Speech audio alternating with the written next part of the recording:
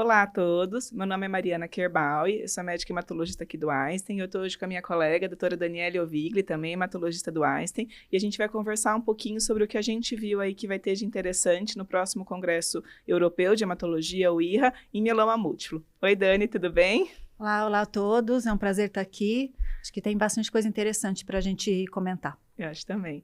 Vamos começar falando então de primeira linha, Dani? Eu Vamos acho lá. que a gente já estamos muito bem hoje em dia no tratamento do mieloma múltiplo em primeira linha, né? A gente teve aí os últimos congressos que trouxeram tanto o ISA-VRD quanto o DARA-VRD para pacientes elegíveis e não elegíveis como terapia de primeira linha. E agora a gente vai ter esse congresso com mais novidades.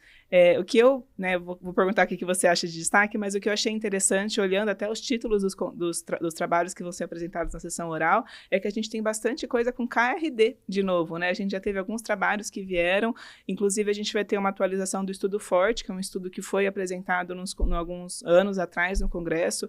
O estudo FORTE foi um estudo interessante, que ele avaliou o KRD em terapia de primeira linha, ele comparou fazer o KRD com o transplante, fazer o KRD e manter só o KRD, né, por 12 ciclos, ou fazer o KCD. E a gente já tinha tido uma prévia aí que fazer o transplante, mesmo fazendo o esquema intensivo, né, que seria o carfilzomib, a lenidexa, o transplante tinha tido seu benefício com mais sobrevida livre de progressão. E eu achei interessante, olhando aí os trabalhos que vão ser apresentados, que a gente vem com alguns trabalhos avaliando o ISA-KRD. A gente tem o ISCA, que eles vão mostrar resultados de DRM sustentada, né? A gente sabe que é um endpoint bastante importante para lá na frente a gente ter sobrevida livre de progressão também maior. Eu achei interessante que a gente vai ter os resultados de aumento de segmento avaliando também o esquema em pacientes de associação com KRD ou não, com o anticorpo monoclonal ou não, com KRD em pacientes de alto risco. E eu acho que tem também de manutenção, né? Isso. O que você achou interessante? Eu achei interessante um estudo chamado Estudo Atlas, que eles vão fazer uma análise interina e eles vão analisar a manutenção de KRD versus manutenção só com lenalidomida isolada. Então, eram pacientes que eram candidatos a transplante e que atingiram pelo menos doença estável após a indução e teve benefício em sobrevida livre de progressão, sobrevida, resposta completa, aprofundamento de resposta e taxa de DRM negativa sustentada também. Então, acho que corrobora com tudo isso que você falou. A gente vai ter acho que vai ter bastante discussão de KRD em primeira linha de novo, né, que a gente tinha.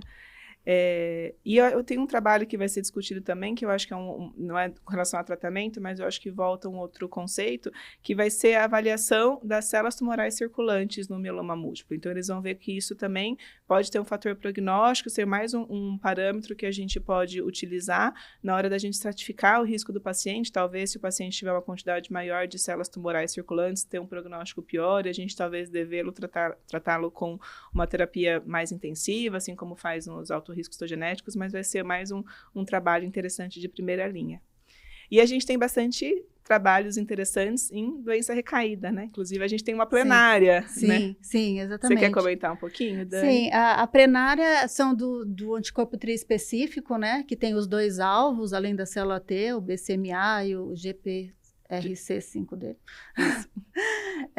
Que é um estudo de fase 1, né, mas eram pacientes triplo expostos, pacientes triplo refratários, pacientes também que já tinham sido submetidos a tratamento com anticorpo biespecífico, né? Então, apesar de ser um estudo fase 1, eles mostraram que teve 100%, né, de resposta. Todo mundo respondeu, 90% tiveram mais do que resposta parcial muito boa. É uma resposta muito melhor ainda em quem ainda não tinha recebido, né, não tinha usado os alvos, né, que eram naives. Isso, exatamente. Chama bastante atenção. Isso. E não teve toxicidade adicional, né? Então, acho que essa sessão plenária vai ter bastante coisa importante para... Eu acho que vai ser interessante porque a gente está usando, né, os anticorpos biespecíficos com um alvo só, quer dizer, biespecíficos com alvo no linfócito T, mas com ou BCMA ou GPRC5D, respostas muito boas no dia a dia, mas a gente sabe que chega uma hora que a gente pode ter uma resistência, e um dos mecanismos é a perda do alvo, né? Então, acho que ter os dois a gente consegue,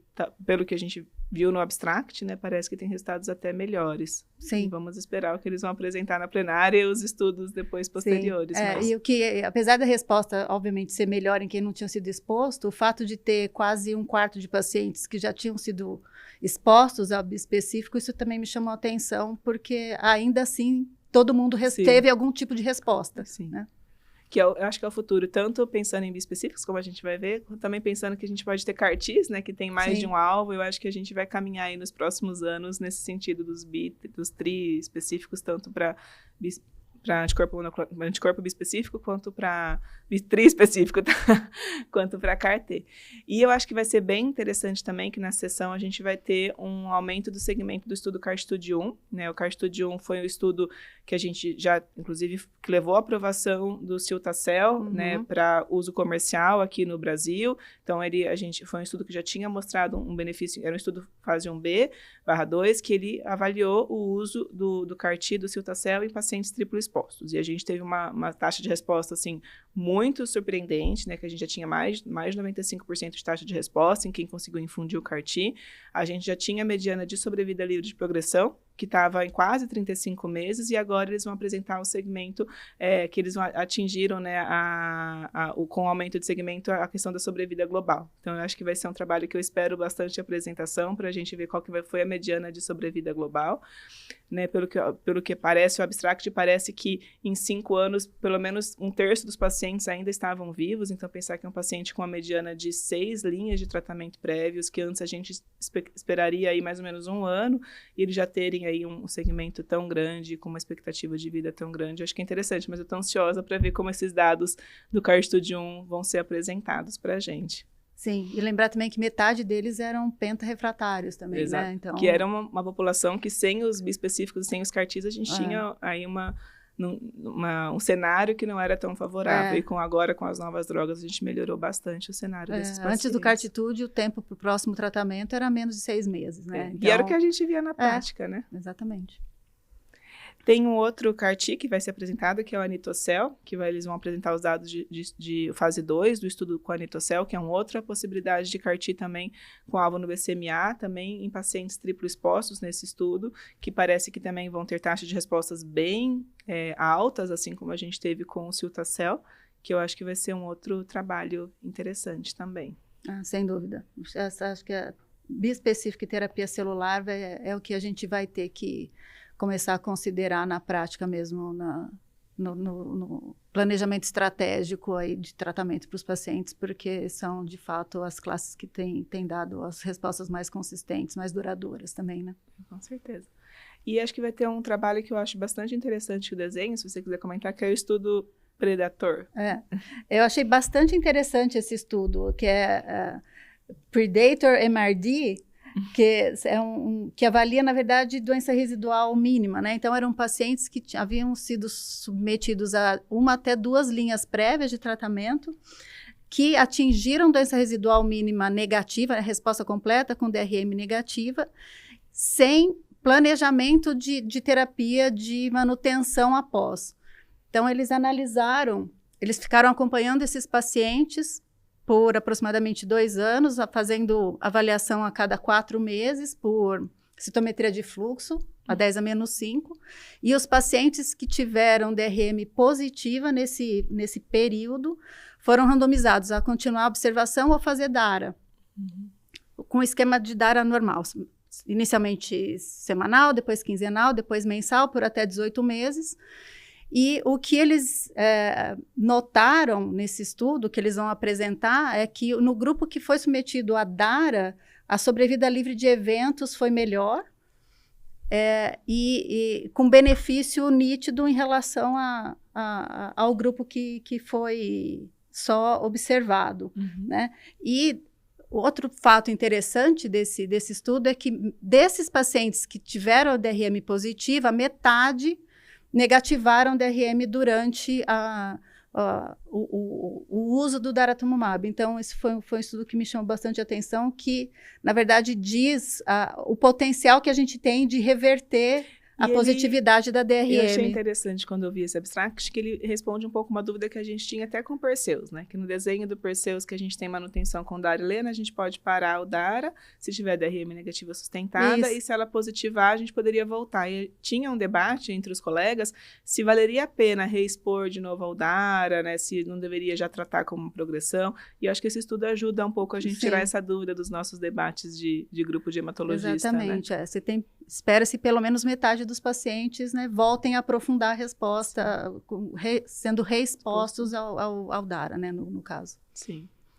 E vai ter mais um trabalho que talvez ajude a uma mudança de prática no futuro, que vai ter o estudo Iráclia, que ele vai avaliar o isatuximab associado a POMA e DEXA com o ISA-EV ou ISA subcutâneo. Então, mostrando que, vamos ver o resultado desse trabalho, mas que tenha realmente, seja não inferior usar o ISA subcutâneo, acredito que a gente consiga aí, talvez para o ano que vem, uma possibilidade desse anticorpo monoclonal subcutâneo também, que vai ser um outro trabalho apresentado no contexto de mieloma recidivado. Eu acho que era isso, bastante coisa para a gente discutir no pós-congresso também, depois que a gente tiver as apresentações. Muita coisa interessante, acho que muitas dúvidas a serem sanadas. Exatamente. Né? Eu acho que vai ser um congresso muito bom do ponto de vista de utilidade prática para o nosso dia a dia também, né, de trabalhos. Sem dúvida. Acho que era isso. Muito obrigada a todos que estão nos assistindo e até o pós-congresso para a gente discutir um pouquinho mais. Obrigada. Até.